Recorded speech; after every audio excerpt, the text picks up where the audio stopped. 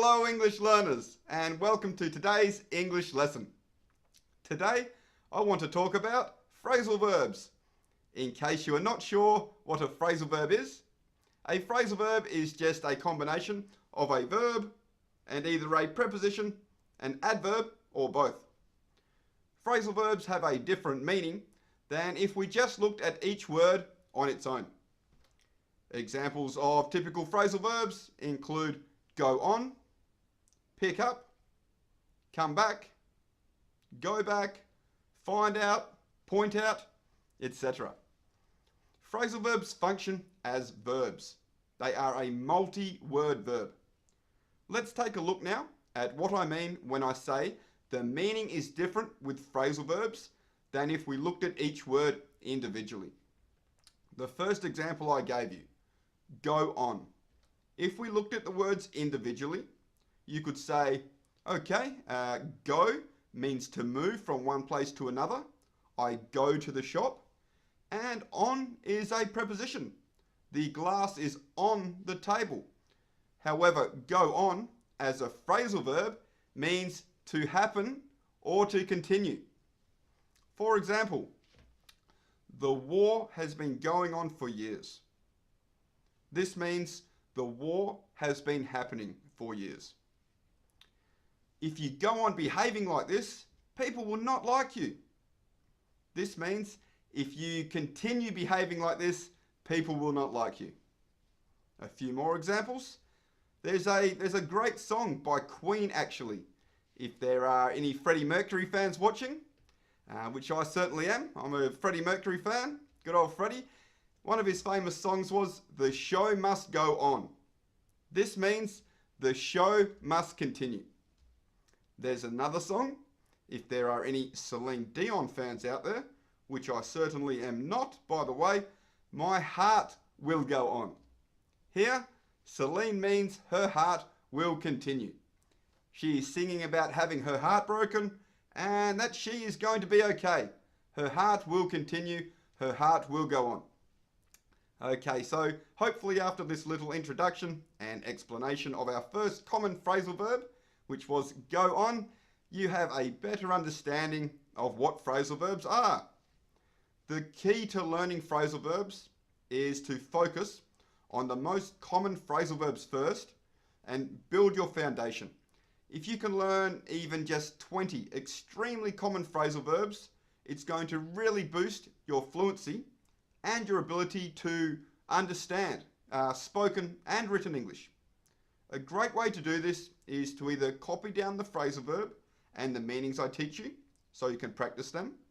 But an even better way, which I recommend to all of my students, is to download a free flashcards app like Quizlet and put these phrasal verbs with meanings into the app, as it makes learning much more enjoyable and efficient.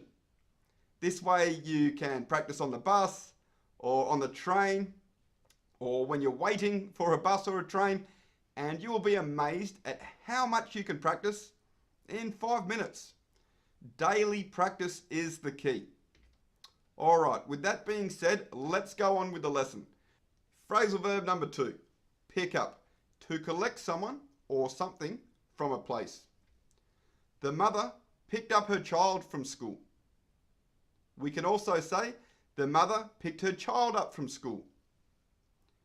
This just means the mother went to the school and collected her child. A couple more. I picked my dad up from work because his car was at the mechanics. Can you please pick up some dinner on the way home? Okay. Pick up can also mean to lift something using your hands. Okay. I picked up the pencil. It just means I lifted up the pencil. She picked up the phone. Can you pick up all the clothes on the floor, you messy, messy boy? All right. So just like our normal English verbs, many phrasal verbs can have a number of different meanings. Context is very important in English. Pick up actually has a few other meanings, but I will leave it there as these are the two most common ways. And if you would like to know the other ways we use pick up, just ask me in the comments section and I will respond, because I want to get on to some other phrasal verbs. Alright, the next common phrasal verb we'll talk about is turn up. We often use turn up to mean increase something. For example, can you turn up the volume on the television? Or we normally just say the TV. Can you turn up the volume on the TV? This means to make it louder. Can you turn up the radio? Can you turn up the heater, please? It's freezing in here. We can separate this phrasal verb also. So we could say, can you turn the radio up? Can you turn the heater up? Turn down is the opposite. Can you turn down the TV? Or we can separate again. Can you turn the TV down? Can you turn the heater down a bit, please? I'm roasting in here. Another meaning of turn up, back to turn up now, can mean to arrive. The guests turned up 10 minutes late for dinner. This means the guests arrived 10 minutes late. John failed to turn up to work today. John didn't arrive at work today. The taxi's finally turned up. We can leave now. And turn up also means to find unexpectedly. Don't worry, I'm sure your ring will turn up somewhere in the house. This means I'm sure you will find your ring. These are the main ways that we use the phrasal verb turn up. Phrasal verb number 5, break down. We can use break down to talk about a machine or vehicle that stops working. My dad's car broke down on the way to work yesterday. This means the car stopped working. He had to push the car off the road. The train still hasn't arrived. Maybe it broke down. Our washing machine broke down again. I'm going to buy a new one. Breakdown can also mean to be very sad and to start to cry. When her boyfriend broke up with her, she broke down in tears. Now, break up is another phrasal verb, and this means to end a relationship. They've broken up. This means that they are no longer together. They are no longer in a relationship. It can be a marriage or just a boyfriend and girlfriend. After the breakup of his marriage, John unfortunately got very depressed. The couple broke up because they were always arguing. Alright, so I think we'll finish up there. That's enough phrasal verbs for one lesson. I think I will continue making videos on common phrasal verbs. 7 or 8 phrasal verbs per lesson, so that you can add them to your Quizlet app that I mentioned and start to learn these.